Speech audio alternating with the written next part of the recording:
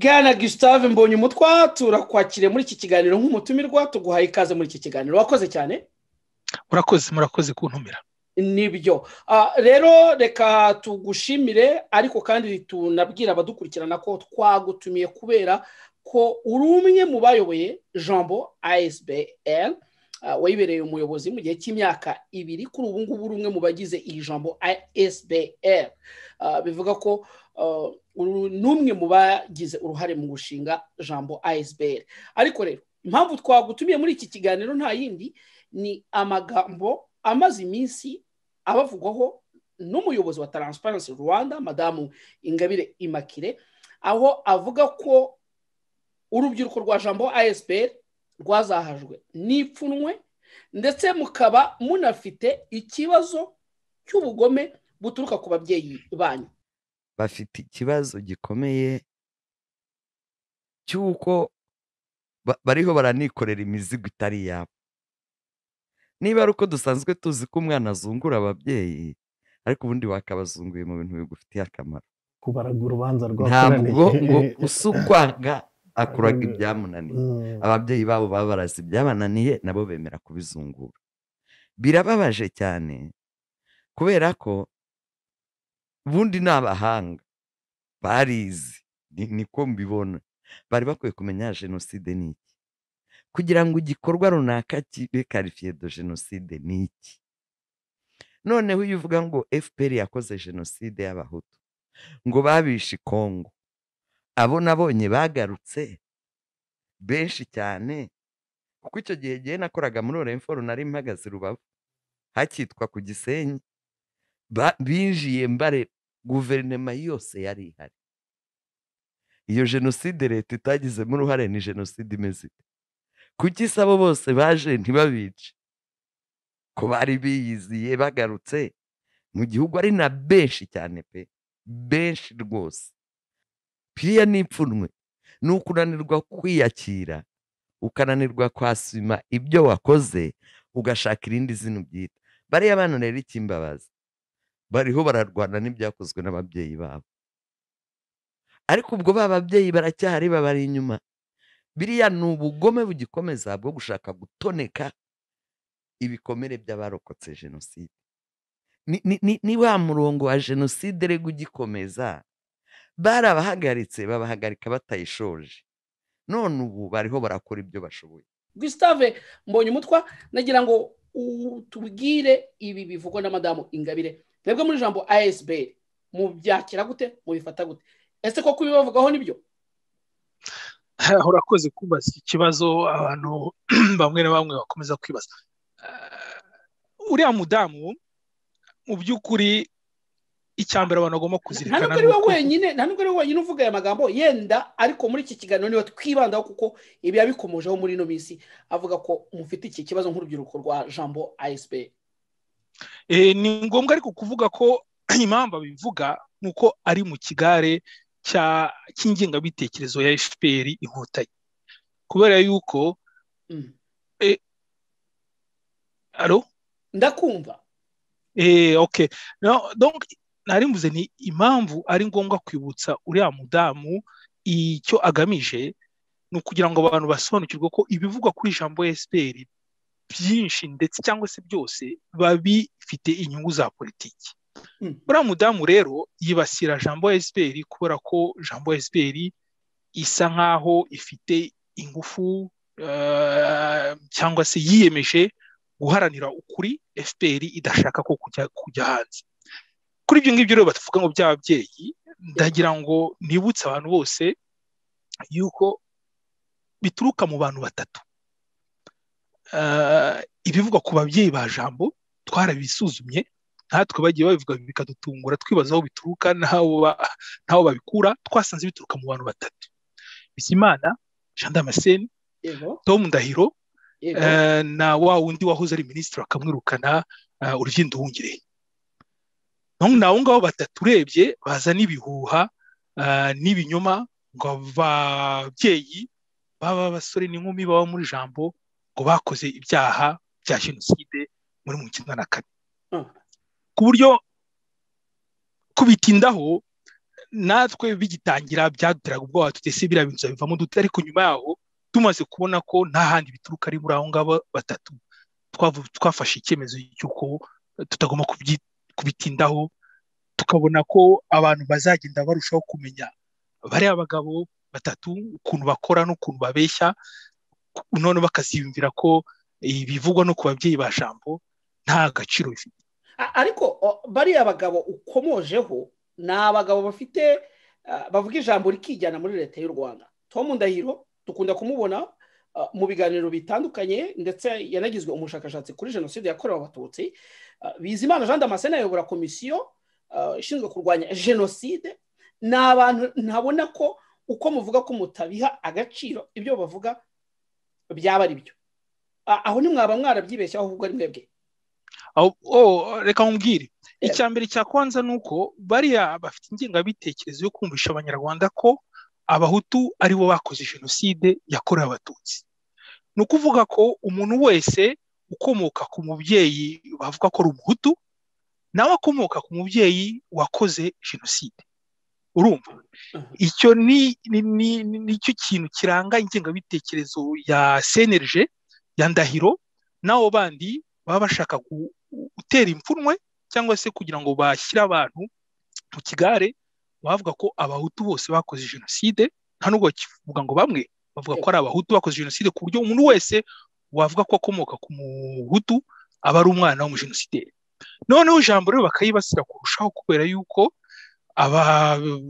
ababyeyi bamwe bari muri Jambo bo koko harimo abari mu buyobozi, yaba mu buyobozi bwa politike, mu buyobozi bwa gisirikare, cyangwa se mu zindi nzego za société civile z'u Rwanda mbere y'uko FPR ifata ubutegetsi.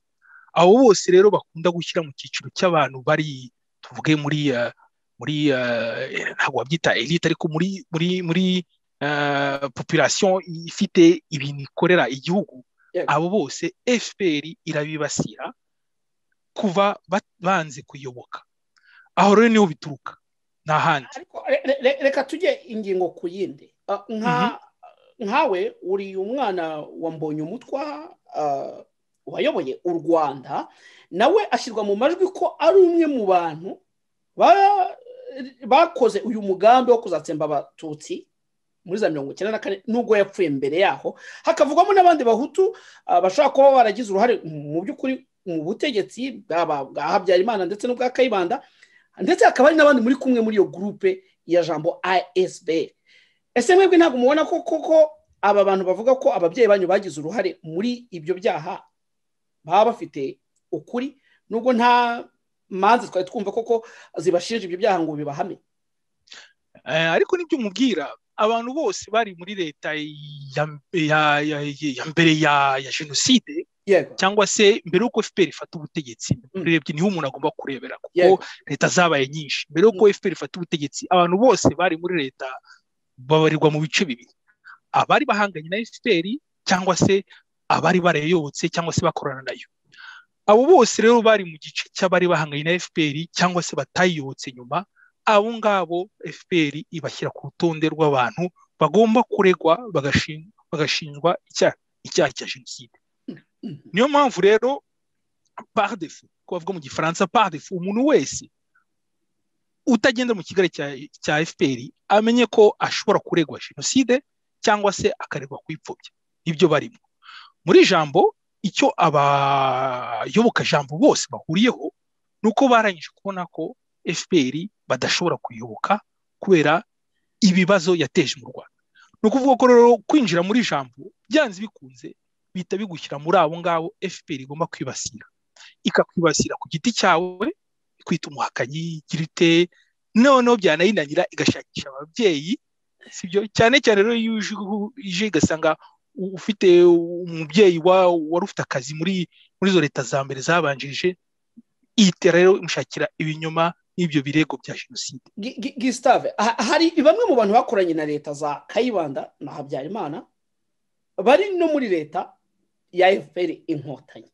Aho nimwaba mubigira urwitwazo. Ese ubundi muri Jambo asbl kuki bivugwa ko habarizwamo abo mu bwoko bw'abahutu tutumvamo abatutsi, abatwa? Aho ntibigaragaza ko koko mufite ukwironda mugamije gukomeza wa mugani ibyo Ingabire Immacule kimwe na bato mu ndahiro bavuga ko mu gifite wa mugambi wabaye muri 1994 iyo yaba ari impamvu nikize kikubwira ko nta batutsi cyangwa abatwa bari bidusobanurire rero ibyo ni ibintu twanze kujya impaka no kujya gusobanurira kuko ikintu tudashaka nyine no kugendera ku moko ngo hari 30% banga 40% banga oya umutego ntago tuzawugwamo ariko niba atari ibanga muri mu byiciro byose by'abanyarwanda ndeka gukoresha amoko kuko twayimenya dute ko nta maranga muntu dusaba icyo tureba ni umuntu yego uko yemera amateka n'ukuntu abona ibisubizo bigomba gushyirwa imbere nicyo kituranga nicyo kiduhuza kuzangura umututsi urumuzungura umukigura umunyenduguru ibyo ntago tubireba rwose ariko ababivuga babishingira ku kuba mutanemera ko habayeho jenoside yakorewe abatutsi cyangwa se mukagaruka muvuga ngo habayeho double jenoside donc jenoside yakorewe abahutu ibi nabyo ni mu bigaragaza ko muri inyuma y'ubwoko bw'abahutu turaza kubigeraho reka turangize gatoya kuri ibyo ngibyo bavuga ngo ku babyeyi ba Jambo icyo ngicyo rero warubajije utese niba babivuga kandi bahagariye ibyo bigo bafite iyo myanya nta kuri kwaba kurimo aha rero nicyo kikwereka ko bibeshye mu kuza kwibasira Jambo kuri iyo ngingo kubera yuko abanyamuryango bari muri Jambo barangije gusobanukirwa n'ukuntu ibinyoma bya FPR byo gushinja abantu icyaha cya jenoside bikora abakoze jenoside yakorewe abatutsi iyo tuvuga barazwi ariko FPR yabigize igikoresho cya politike gikomeye cyane cyo kugira ngo yibasire abandi bose batayiyobotse cyangwa se bakomeza kwirwanya abari muri Jambo rero turaziranye igihe nabaye perezida wayo imyaka 2 ntago nigize ninda cyane ngo ku madosiye bavuga kuri aba naba ariko abo nagiye menya nasanze ko nta bindi biri inyuma usibye ibinyoma nakwiheraho nivuga nk'uko uvuga nyine baje bavuga sogokuru mu yitwa Dominico baza bavuga na papa mu yitwa Shingiro ubuzima bwabo bwa politiki n'ibikorwa byabo bya politike ndabizi narabikurikiye nagiye mvugana n'abantu batari ndahiro na Bizimana abantu babamenye bari muri iyo myanya bari muri ako kazi ka politike yaba nyine ku gihe cya Mbonyumutwa Dominico aba perezida wa mbere wa Repubulika y'agateganyo cyangwa se ku gihe cya Mbonyumutwa Shingiro ajya muri iyo myanya ya politiki muri MDR aho abantu bari babazi babakurikiye babanye bandikanye ibitabo bajyanye mu manama bose benshi twarahuye turaganira batubwira ibintu byari bimeze ndetse hari bimwe nanjye hari na bimwe ku giti cyanjye niboneye ko navuye mu Rwanda ndi umusore ku buryo rero iyo numva Bizimana ajya ari akabeshya ngo Shingiro Mbonyumutwa yavuze ibi ngo Shingiro Mbonyumutwa yahamagara ibi ngibi nta kindi mita mbona usibye umuntu w'umubeshyi umuntu utinyuka akajya kubeshya abanyarwanda ibintu bitabayeho wanagira n'uburyo bwo kumubaza uti se none bigaragaze niba ubifite akabura akanangira akabura n'icyo asubiza ariko Gustave hari ibyo abantu uretse na Bizimana bavuga ko ubwoko bw'abatutsi nyuma yuko benshi bavuye mu gihugu muri za 59 n'ubundi bakomeje gutotezwa bamwe ntibagira uruhare mu mirimo ya leta hari abirukanywe hari abatarabonye mu mashuri bikavuga ko aba babyeyi banyu bari mu nzego z'ubuyobozi bwo hejuru byaba ku bwa Mbonyumutwa cyangwa Kayibanda kuzamuka kugera ku bwa Byemana kwa ko bari abahutu bagize uruhare mu gutuma abo batutsi batsikamirwa wowe siko mbibona kuko nyine nk'uko twese tubizi abatotezaga abandi ntago babikoraga mu izina ry'ubwoko cyangwa se mu izina rya leta baga bari abantu babikoraga kenshi ku giti cyabo cyangwa se bahuje n'abandi ubugome cyangwa se urwo rwango donc uko nguko bibajije bishimangira uko FPR ishaka kubicuruza mu rubyiruko ni ukuvuga ko abari muri leta zabanjirije ya FPR bose bari babi batotezaga abatutsi batotezaga abandi banyarwanda bose kandi icyo cyaha bakakivanaho ari uko umuntu noneho abayobotse nibyo wavuga kare uti hari n'abantu bari mu gisirikare barwanye na FPR ariko kuva aho biyemeje kuyisanga ugasanga aho ngaho batakibavuga babaha imyanya bakabaha n'ibintu bakabashinga n'ibintu bikomeye. No, icyo kintu kigomba kumvikana. Ikibazo gituruka mu ngengabitekerezo ya FPR ntabwo ari cyo gushakisha abantu bakoze ibyaha bagiye batoteza abandi banyarwanda, ni uguhiga abantu bose bashobora kubangamira inyungu zabo za politiki. Wowe ukavuga ko ari iri inyuma yo kugira ngo bapromotinge ibikorwa bya FPR, noneho ibyabaye imbere ya FPR byose bibe mu murongo wo gutegura jenoside no gushyira jenoside mu bikorwa. Ni nka gutyo ubivuga? Uko mbivuga ni uko FPR ni ishyaka rya politiki ryiyemeje kumana ubutegetsi mu buryo bwose. Kimwe muri byo rero ni ugushyiraho ingengabitekerezo ibuza indi miryango ya politiki yose gukomera no kuba abanyarwanda bayikunda. Ni ukuvuga ko imyaka 27 ishize nta ishyaka rya politiki rishobora kujya hariya FPR idashatse kurisebya cyangwa kurishyira hasi. Abahoze rero mu mashyaka yarahanganye nayo bagombe kuba FPR igombe ibashyire hasi uko ishoboye kugira ngo badashobore kuba icyo bita nyine des rivaux politiques, kuvuga abantu bapiganwa muri politiki. Yego. Naho bituruka n'ahandi rero. Muri Jambo ikituranga nuko ayo magambo ya FPR ntago tuyemera, barabizi. Bagomba rero kudushakira ibyaha byose bishoboka, babibura kuko abenshi bari bakiri batoya bakabishaka mu bisekuru, ariko rero ko bitanahari bakagenda babihimba buhoro buhoro. Reka tugaruke ku cyo bakunda kuba uvuga ko mufite ingengabitekerezo ya jenoside, ndetse narangwa no kwemeza ko habaho icyitwa double jenoside. Ubundi reka nkubaze ikibazo kiri direct. Ubundi mwemera jenoside yakorewe abatutsi?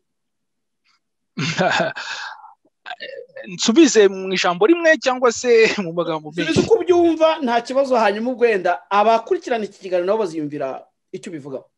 Usibye no kuyemera, ahubwo duharanira ko yakomeza kwibukwa, yahabwa agaciro ikwiye, sibyo ntizibagiranwe mu mateka y'abanyarwanda.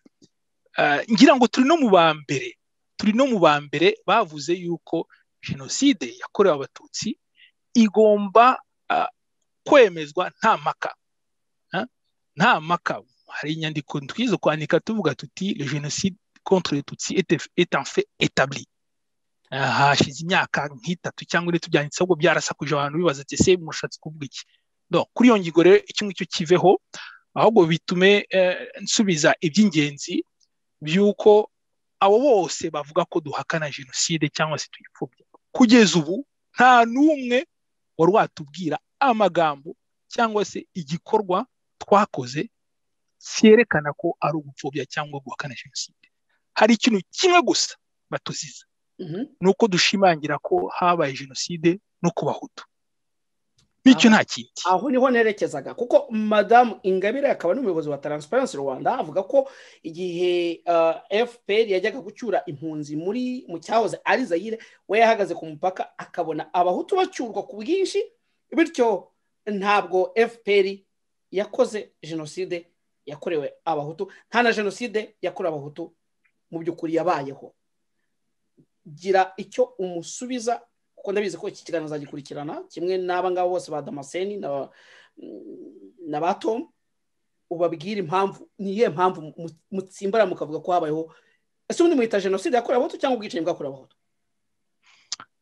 Twebwe twarangije gusobanukirwa ko ari jenoside yakorewe Abahutu kubera impamvu zimwe zatumye tunasobanukirwa ko ibyakorewe Abatutsi ari jenoside. Madam Ingabire Immacule numvishe ikiganiro yatanze, birababaje kubona ko avuga ibintu atazi. Hari aho yavuze ko jenoside ngo irangwa niba neza n'ibintu bitatu, ngo abayiteguye, hari gutegurwa, gushyirwa mu bikorwa ndetse no guhagarikwa. Akavuga ko ibyo ngibyo bitabaye ku byitwa Abahutu. Gushyira mu bikorwa urumva ko byumvikana ko ikintu kitashyizwe mu bikorwa ntikiba cyabaye, ariko yavuze nyine gutegurwa, ngo guhagarikwa ugomba kuba ifite abayihagaritse. Cya gatatu nkeka ko yavuze ngo nuko ngo niba hari Abahutu bayirokotse ngo ntibikwiye kwitwa jenoside.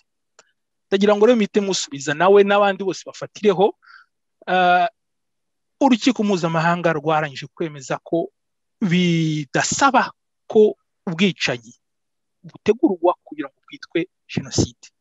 Usibye n'urukiko mpuzamahanga, itegeko rigena icyaha cya jenoside naho rivuga ko hagomba kuba umugambi wo gutegurwa, donc ikintu cyo gutegura, gupanga ubwicanyi kugira ngo bwitwe jenoside. Bavuga ubushake, donc ikintu bavuga ni ikintu abantu benshi badakunze kumva, biragoye kucyumva, ariko bisaba ko haba hari ubushake bwo kwica abantu bose bahuje ubwo bwoko cyangwa igice cyabo. Ubushake rero nibyo bugaragara mu itegurwa, mu kubipanga, ariko ntibishatse kuvuga ko hagomba kuba hari uburyo bwo byarapanzwe mbere. Urugero natanga rero, niho nashakaga ko utubwira ubushake wavuga ko abari mu gisirikare cya FPR bagize mu gushyira mu bikorwa jenoside yakorewe Abahutu. Ndagira ngo aho ngaho buri gukomoza. Ubushake rero bugaragara he? Icya mbere niyo umuntu yemeye icyaha. Burya iyo umuntu yemeye icyaha akavuga ati ndacyemeye, nashakaga kumara Abahutu bose, birananira cyangwa se bigeraho, icyo gihe ubucamanza bufata icyo uko umuntu aba yemeye icyaha, bibifata nyine nk'ikimenyetso kugira ngo kirange icyaha cya jenoside. Hano rero nk'uko abahoze mu gisirikare cya FPR, hari benshi bahoze mu gisirikare cya FPR bagenda babyivugira, banditse ibitabo bavuga bati twagendaga dushaka kwica Abahutu, sibyo? Hari n'uwitwa, naza kwibuka igitabo cy'uwanditse iki gitabo, avuga ukuntu ngo n'impinja bari bafite ubushake bwo kubica bose. Donc ubushake bushobora kugaragara mu bantu bari babirimo, babikora bakagera aho ngaho bakabyicuza. Icya kabiri rero, uko ubushake bugaragara no mu bikorwa. None se bariya bose bakatiwe Arusha, nta n'umwe wageze aho akavuga ati nari mfite ubushake bwo kubikora. Sibyo kwa Kambanda wemeye icyaha, ariko kugira ngo urukiko rushobore kubahamya icyaha cya jenoside nuko bareba ibikorwa. Ariko iyo uvuze ubushake cyangwa se abatanze izo témoignage muri FPR, hari abakubwira ko babivuze kubera ko bashwanye na FPR. Ariko ntabwo turumva umuntu w'imbere mu gihugu uri muri FPR widenusa ngo uvuga ati koko twishe Abahutu kandi twe tubigambiriye. Ibi bintu iyo muvuga ko hari abantu bo muri FPR babyemeza, byahabwa agaciro Gustave? None se wumva baza bivuga ryari? Wumva babivuga bari i Kigali? No, niko bigenda iteka ryose, amateka yose no mu manza zose zagiye ziranga abicanyi cy'abantu bakora ibyaha. Umuntu aba atanga ubuhamya akavuga uko byakozwe, ari uko nyine yavuye mu nzara zabo ngabo bose. Iki kibazo abantu bakunda kukibaza, ariko se bumva byagenda bite ko umuntu yaba ari i Kigali le 4 juillet bagiye kujya kubyina intsinzi, agafata mikoro ati mumenye ko bitwabikoze? No, babikora basohotse. Wenda wavuga uti barashaka kubabeshyera, ariko icyo gihe ureba ibimenyetso bazanye ukabihuza n'ibindi bimenyetso ufite n'ubundi buhamya wagiye ubona. Donc kugira ngo ushobore kwiyumvisha ko ubushake bwari buhari, ureba koko ababikoze niba bageze ngaho bakabyemera, ukareba n'ukuntu byakozwe, ko hari ibintu bikorwa nawe ukabona ko ibyo bintu bitaba byarakozwe ari ugupfa kubikora gusa, umuntu akabyuka ati ngiye kubikora yarakaye. Oya, ubona ko umuntu aba yabyitondeye akabipanga, bikamara igihe, imibiri bakayitwika, bakagenda bashakisha imiryango yose kuva ku mukecuru kugeza ku mwana. Hari ibintu byinshi byerekana ko ubwicanyi burimo ubushake bwo gushaka kwica abantu bose cyangwa se kugabanya umubare wabo. Mu minsi yashize hari abantu bamwe muri FPR inkotanyi bavuze ko n'Abahutu bapfuye bashaka kuba barapfuye mu bikorwa bijyanye na bamwe mu bari bafite uburakari byiswe kwihorera, ku buryo ngibyo bitagombye kwitwa jenoside. Ndagira ngo ukomoze kuri iki ngiki noneho mu mwanya unatubwire, kuko birazwi neza ko jenoside yakorewe Abatutsi mu 1994 yemejwe n'umuryango mpuzamahanga. Uyu munsi ntabwo turumva umuryango mpuzamahanga cyangwa se hari ikindi urundi rwego ruzwi rwakomeza jenoside yakorewe Abahutu. Ubwo urabidusubiza nyuma y'icyo kibazo cya mbere nayo nkubashije. Kwihorera rero ubundi mu gushakisha niba icyaha cya jenoside cyarabaye, bareba ubushake biba bihagije. Impamvu cyangwa se ikigenza abantu, icyo baba bagamije mu kumaraho abantu icyo kiza nyuma. Ni ukuvuga ko niba barihoreraga cyangwa se bari mu mugambi wo gufata igihugu cyangwa se bari mu mugambi wo kugira ngo abantu babirukane mu mazu, babone amazu, babone ubutaka, babone imirima. Impamvu ibitera iyo ngiyo nta kihinduraho, cyo bareba ni ubushake. None iyo umuntu avuze ati ngewe ngiye kwihorera nkora indi jenoside, nkora jenoside bari abahutu bose, ariko ntabwo biba byitwa jenoside, ni ukwihorera. None se umuntu wese wihorera wabyita jenoside, Gustave? Oya, ibiba jenoside nyine ari uko atangiye kwica abantu abazize ubwoko bwabo kandi agamije kubamara bose cyangwa se kugabanya umubare wabo. Kandi burya ibya jenoside twabitekerejeho cyane, tubyigaho birambuye, tuganira n'abantu babyize. Umuntu ukora jenoside burya ntabwo abazi ko ari jenoside ari gukora, ntabwo baba babizi. Byitwa jenoside nyuma nyine abacamanza bamaze kubyiga bakareba, abanyamategeko bakareba bati ibintu ukuntu wabikoze byitwa jenoside. Korea ashobora kuza yisobanura ati ngiye narihoreraga, ati ngewe narimo nkorera igihugu, narimo ndwana intambara. Oya, ibyo nyine ashobora kubivuga, ariko bareba icyo yakoze n'ubushake yagikoranye. Bareba bande? Abacamanza. Bivuga ko jenoside yemezwa n'abacamanza. Oya, donc icyo ni ikibazo cya kabiri. Abacamanza bemeza abayikoze, sibyo, bakemeza n'amatariki, imibare n'ibintu nk'ibyo. Ariko abantu ba mbere bashobora kuvuga ko bakorewe icyaha cya jenoside n'abayirokotse. Niko bigenda ahantu hose muri jenoside zose zabaye zizwi kuri iyi si, yaba izemewe cyangwa zitaremerwa. Ahantu bihera ni mu bantu birokotse, nibo ba mbere babivuga, nibo ba mbere baza bati baratumaze, kandi ukuntu tubona batwica bagenda bakurikiza ibi n'ibi. None ibyo bintu byagera mu bantu bazi amategeko, bazi amateka, bazi ukuntu iby'abayahudi byagenze, ati ibintu byanyu birasa koko n'ibyo banditse muri convention ya 1948 byitwa jenoside. Noneho bakajya kuri fazi ya kabiri yo kuzana abantu bakora nkete, abantu bazi amategeko, bazi gukora iperereza, bakaza bagashakisha none ibimenyetso kimwe ku kindi kugira ngo barebe niba ibyo aba bantu bavuga barokotse koko bihagije ngo bijye imbere y'urukiko kugira ngo bajye gushakisha ababikoze, n'urukiko rwemeze ko ari icyaha cya jenoside. Ibyo nabyo byarabaye rero byerekeye ubwicanyi bwakorewe abahutu, nicyo bita mapping report, cyane cyane ubwicanyi bwakorewe abahutu muri Kongo.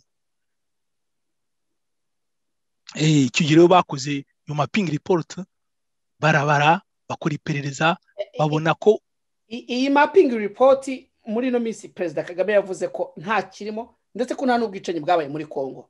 Hita udusubiza kuri icyo kintu Kagame muri no minsi yavuze igihe yari i Paris, avuga ko nta crime zabaye muri kariya gace.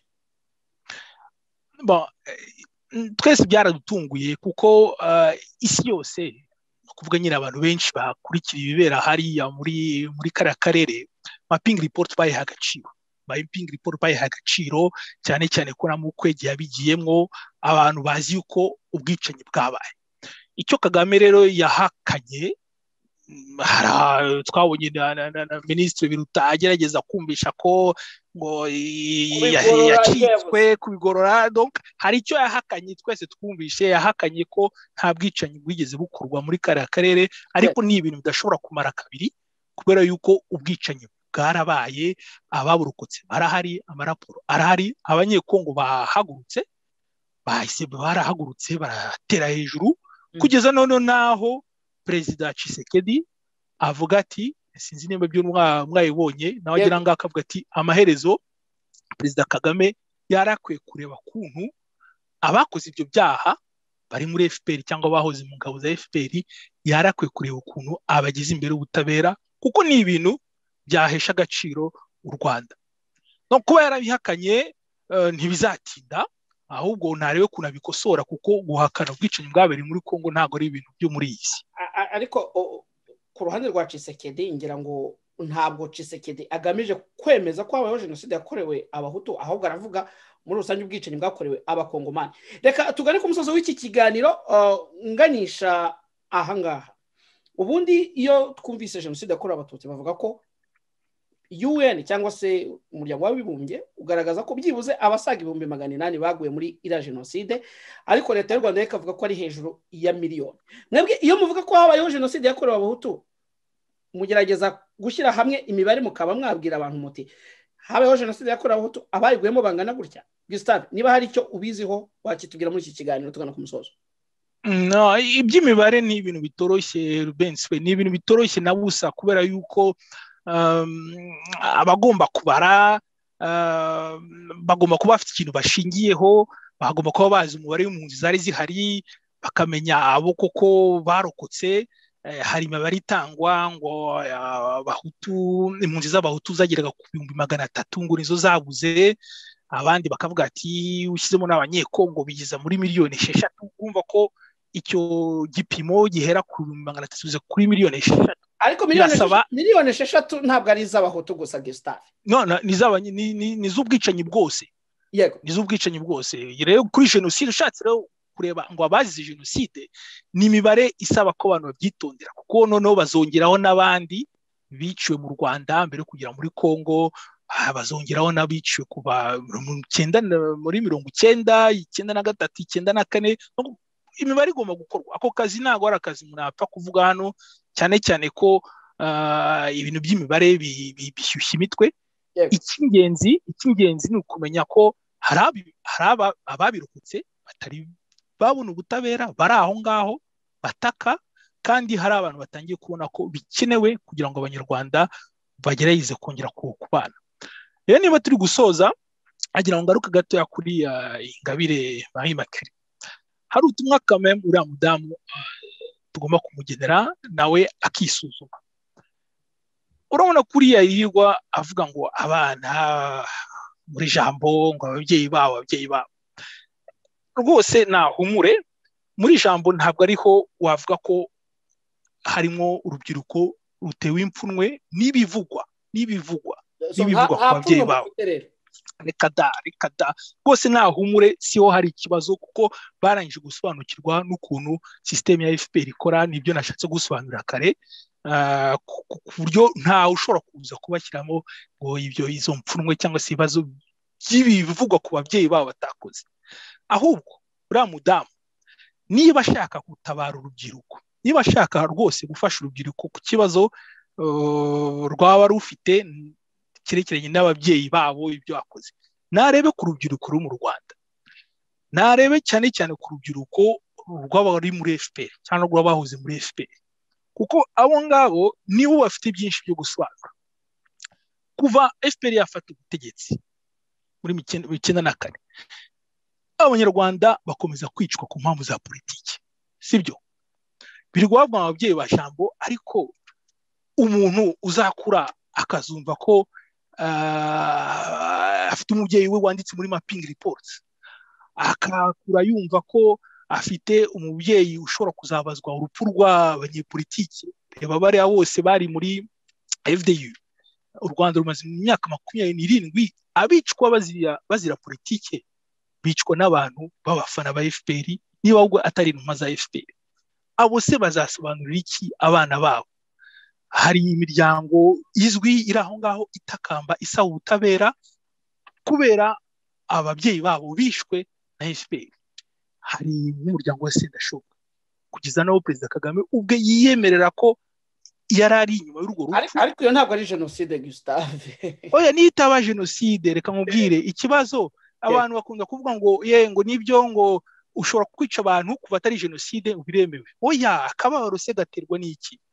Akababaro gaterwa n'uko bakwiciye umubyeyi. Genocide ni ikintu kibi cyane, ntawe ushobora kubihaka, ni ikintu kibi cyane. Ariko umubano mu Banyarwanda uzagaruka ari uko ubwicanyi ku mpamvu za politiki cyangwa z'ubutegetsi buhagaze. Niba rero bafite ikibazo cy'abana bari hanze ngo babeshyira ko ababyeyi babo bagize ikintu bakora, iki bakora, icyo ngicyo bakibagirwe, ahubwo barebe noneho urubyiruko rukura barujyana mu kigare cyo guhisha cyangwa se cyo gushimangira ibyaha byakozwe n'abandi bashaka gufata ubutegetsi. Harimo n'ibyaha bya genocide nyine, n'ibindi byaha by'intambara, ibyaha byasira inyoko muntu, ndetse n'ibyaha bishingiye ku mpamvu za politiki. Ubutumwa ku bantu bashaka gukomeza iriya mvugo nk'iya Ingabire Immacule yo kwibasira urubyiruko ruri hanze. Siyo nzira. Inzira ahubwo nuko urwo rubyiruko barufasha kuganira n'urubyiruko rwo mu Rwanda. Ahubwo ndetse bavuga ko ari urubyiruko ariko abenshi batangiye gukura, iyo murengeje imyaka 25 cyangwa 30 burya bamaze gukura. Babafashe bahure bicare mu mutuzo baganire kuri ayo mateka, bamwe basobanurire ibibazo bafite, barebe niba batahuza. Naho bariya rwose baza bashyushya imitwe y'urubyiruko, Ingabire, Babizimana, Bandahiro, rwose bisuzume bagerageze kubona ko ntago bari kubaka u Rwanda rw'ejo. Gustave Mbonyumutwa, twakwakiriye umunsi nk'umutumirwa mu kiganiro cyacu Karibu Time. Ngushimire cyane kuba waje mu kiganiro cyacu, ngushimire kandi kwizere ko no mu biganiro by'ubutaha uzaza ukagira ibyo uganiza abanyarwanda. Wakoze cyane. Nawe ndabashimiye cyane, n'ibibazo byiza cyane bakomeje kumbaza. Ni byiza rwose kuganira n'umuntu ufite ubushishozi no kumenya ku bibazo umuntu ashobora gusubiza mu buryo burambuye. Nakoze cyane.